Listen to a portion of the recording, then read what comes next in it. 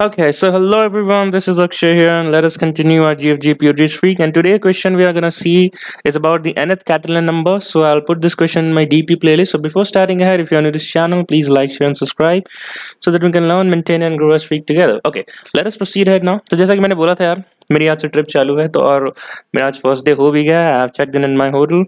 तो कल हम एक हिल स्टेशन पे जाने वाले हैं। कुछ बातें कर लेते हैं क्वेश्चन सॉल्व करने से पहले। तो कल अपन एक हिल स्टेशन पे जाने वाले हैं, बैंगलोर में ही होगा वो, बट कंपनी के एचआर ने अभी तक रिवील नहीं किया कि हम कहाँ जाने वाले हैं। सो डेफिनेटली हमारा जो डे 1 था, मैंने उसका एक छोटा सा कह सकते हो आप, मैंने एक शॉर्ट्स बनाया, आप उसे ज़रूर देखो, राइट। तो आपको पता चलेगा कि it's all about learning and having fun, right. ठीक है, तो थोड़ी सी मेहनत आपकी कॉलेज लाइफ में अच्छे रिजल्ट्स दे सकती है इन योर करियर, राइट। ठीक है, अब आज के क्वेश्चन को शुरू करते हैं इसी गुड नोट के साथ। So given a number and the task is to find the nth Catalan number. And कुछ भी हो सकता है, 0 1 2 3, that's the range goes from 1 to 10 power 3, and Catalan numbers are starts from 1 to 1 1 2 5 14। ये कुछ Fibonacci जैसा कोई एक नंबर है, सीक्वेंस है, राइट। हमें इस सीक्वेंस को बस फाइंड करना है कि कैसे जो एक नेक्स्ट टर्म है, जो करंट टर्म है, वो अपने पिछले टर्म पे कैसे डिपेंडेंट है, वो हमने फाइंड कर लिया and that's it, we are done with this question, right. ठीक है, तो मैं क्या कह रहा हूँ, one sec. So C0 and C1, let's say Catalan number को C0 is denoting the first Catalan number and C1 is the second Catalan number, right? Okay. तो पहले दो नंबर हमारे पास 1 दे रखे हैं और फिर C2 है, राइट। तो अगर आपको Catalan नंबर पता हो तो हम कैसे लिखते हैं, C2 को हम लिख सकते हैं C2 star 1 and C1 0, right. अगर इसको सॉल्व करोगे तो आएगा 1 star 1 plus 1 star 1 which will give you as 2, right. तो ये हमारा देखो थर्ड Catalan नंबर हो गया, राइट, C2। सिमिलरली C3 कैसे फाउंड करेंगे, हम पहले यहाँ पे C0 लिखेंगे, फिर C1 लिखेंगे, फिर C2 लिखेंगे, राइट। जहाँ 3 है, राइट, तो हम 0 1 2 तक जाएंगे, 3 तक नहीं जाएंगे, ठीक है। और सब में समेशन चल रहा होगा। अब यहाँ पे एक टर्म होगा, ये उल्टा अब चलेगा, राइट। यहाँ पे होगा C3 C2 एंड C1, बस इतना सॉल्व करना है हमने, राइट। और ये 3 है, राइट, तो हम यहाँ 2 से चलेंगे, 2 1 एंड 0, ठीक है। 0 the first term is 0 1 2 from left to right, और सेकंड टर्म जो होगा 2 से 0 तक जाएगा। अब इसको आप सॉल्व करोगे तो क्या आएगा, 1 star 2 plus 1 star 1 plus 2 star 1 which will give you as 5, and you can see that the fourth Catalan number is 5, right। एक बार और ड्राइव करते हैं C4 के लिए, तो हम इसमें क्या लिखेंगे, C0 C1 C2 C3, right. सबके पीछे एक प्लस का सिंबल लगाओ, यहाँ से होगा C3 C2 C1 and C0। अगर आप इसको वैल्यूज फाइंड करोगे, पुट करोगे, चलो करके देख लेते हैं। 1 star 5 plus 1 star 2 plus 2 star 1 plus 5 star 1, right. अगर उसको सॉल्व करोगे तो 5 plus 5 10 plus 2 14, it will give you as 14, right. हमें बस अब इसको कोड करना है। क्या हमें कुछ पैटर्न दिख रहा है, क्या हमें कुछ पैटर्न दिख रहा है। ये 2 3 4 हम एक लेट्स से एक फॉर लूप से यूज कर लेते हैं। फॉर आई इक्वल्स टू, हमने सेकंड पहले दो टर्म्स हमने डिफाइन कर रखे, right. So for i equals to 2 to i less than n i plus plus, right, less than equals to n।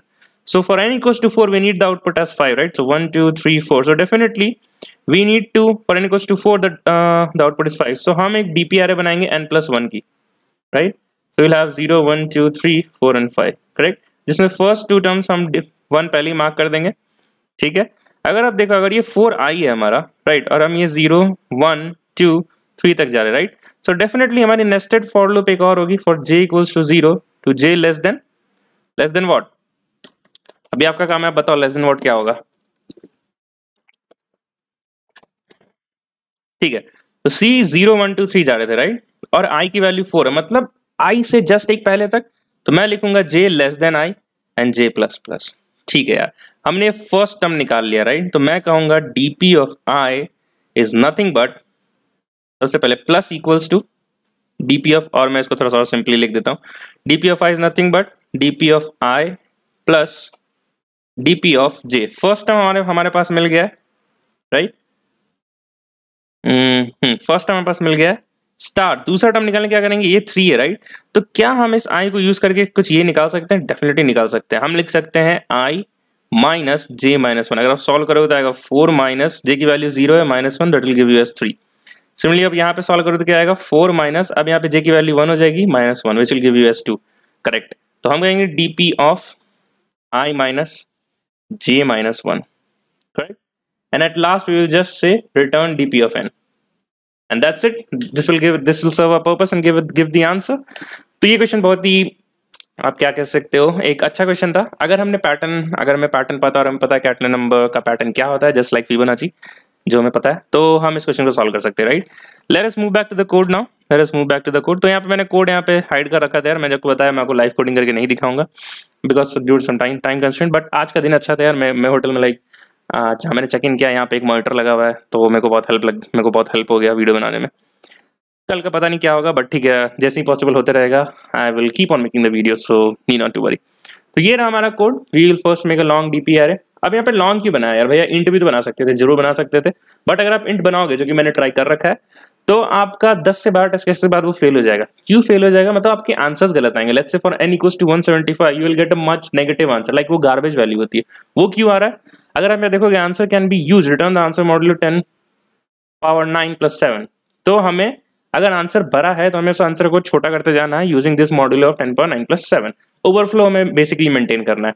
तो अगर इंट का रेंज होता है 10 पावर 9 + 7, राइट, तो इंट से अगर कोई बड़ा वैल्यू हो तो उसको होल्ड करने के लिए डेफिनेटली एक दूसरा डेटा टाइप चाहिए, लॉन्ग शायद 10 पावर 18 तक होल्ड करता है, if I am not wrong.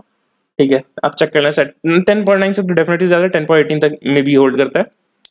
तो दैट इज वाई हमने एक इंट मॉड बनाया ऊपर में, हमने एक लॉन्ग डीपी एरे किया, फर्स्ट दो एलिमेंट्स को 1 मार्क किया, and then we are start iterating from i = 2 to i <= n।